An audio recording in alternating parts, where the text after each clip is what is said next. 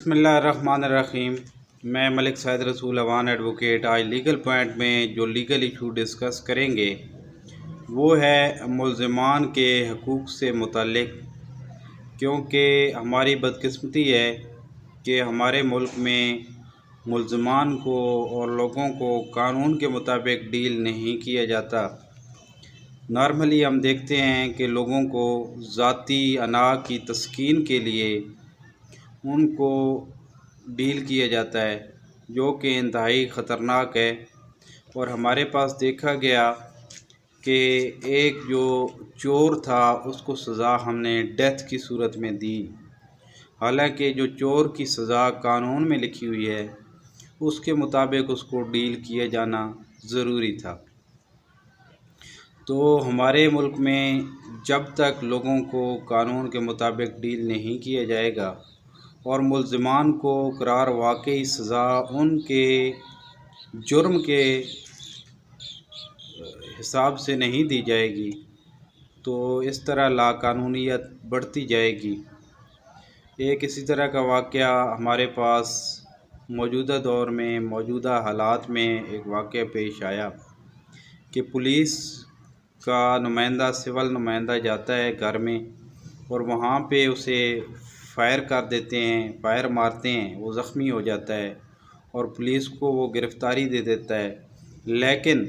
Police کے پاس جب وہ گرفتار ہو کر آتا ہے تو پولیس اسے دوبارہ اسی جگہ پر لے کے جاتی ہے اور وہاں پہ اس کا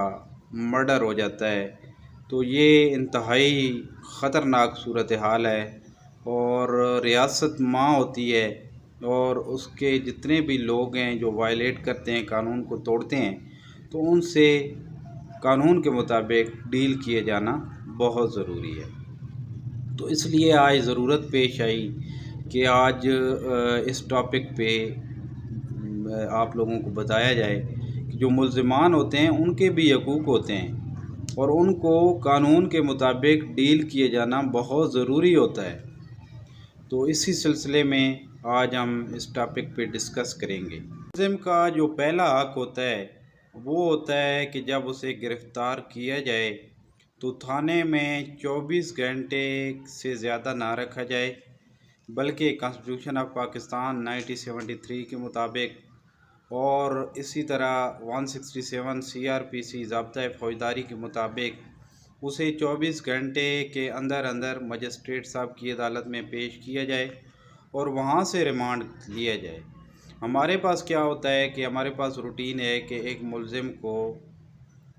تھانے میں زیادہ سے زیادہ دیر بندی کے علاوہ روزنامچہ نمبر 2 میں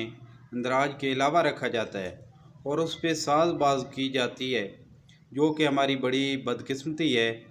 اور پھر اسے پیش کرتے ہیں اور ریمانڈ لیتے ہیں۔ تو کبھی بھی اس طرح نہیں ہونا چاہیے، اور اگر اس طرح ہوتا ہے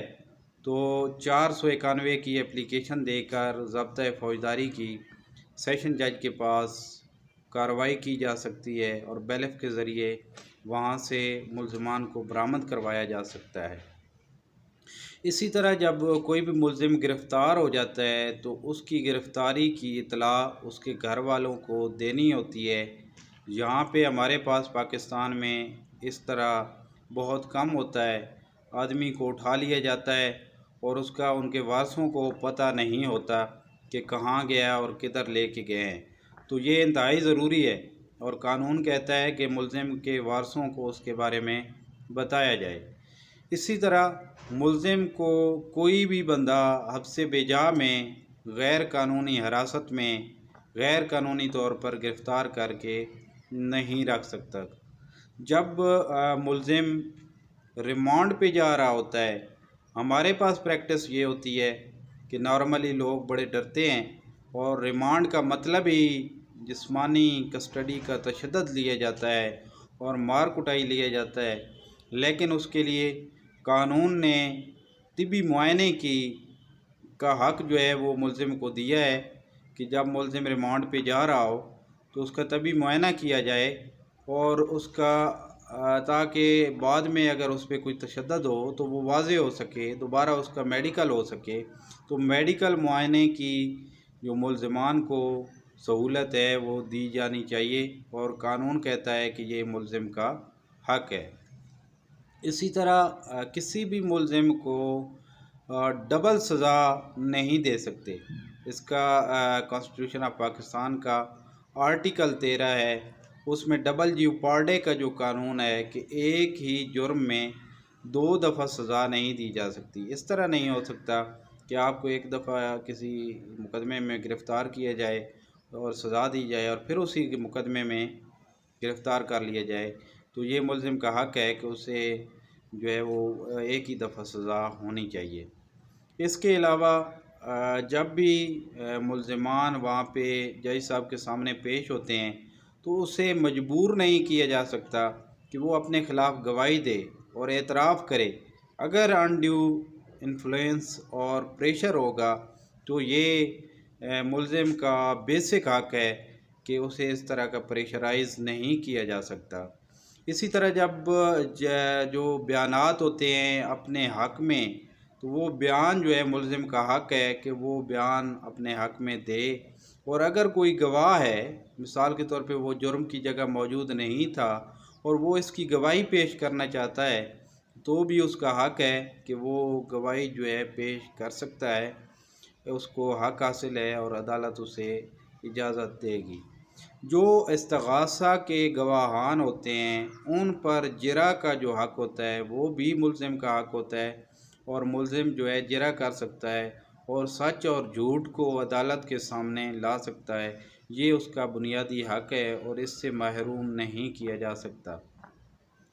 इसी तरह कोई भी मुलज़िम है तो उसको हक़ हासिल है कि वो अपनी मर्ज़ी का जो वो चाहे वकील मुकर्रर कर सकता है,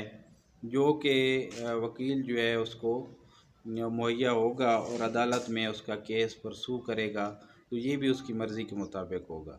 तो जब भी कोई मुलज़िम पकड़ा जाता है तो वारसान तक उसको रसाई दी जाती है और वारसा को मुलाकात का हक़ दिया जाता है और वो जाके जो है वो वहाँ पे मिल सकते हैं, मुलाकात कर सकते हैं और वो ये बेसिक जो मुलज़िम का हक़ है तो ये मुलज़िम अपना हक़ इस्तेमाल कर सकता है। इसी तरह जब केस परसू होता है, आगे चलता है और जब फ़ैसला हो जाता है तो फ़ैसला होने के बाद मुलज़िम का अपील का हक़ है कि मुलज़िम जो है वो अपील में जा सकता है और अपील में जैसे ही जाएगा तो छोटी जितनी सज़ाएं हैं, जैसा कि अभी इमरान ख़ान का जो केस है वो लगा हुआ था, तो उनमें मुलज़िम का हक़ होता है कि उसकी सज़ा मुअत्तल कर दी जाए और उसे ज़मानत पे रिहा कर दिया जाए, ताकि ये ना हो कि गैर ज़रूरी तौर पर मुलज़िम जो है अगर अंदर रहेगा और बाद में पता चले कि ये तो बरी होना चाहिए था, तो ये उसकी ज़िंदगी की आज़ादी का हक़ है और आज़ादी बहुत ज़रूरी है। तो इस तरह अदालतें जो है सज़ा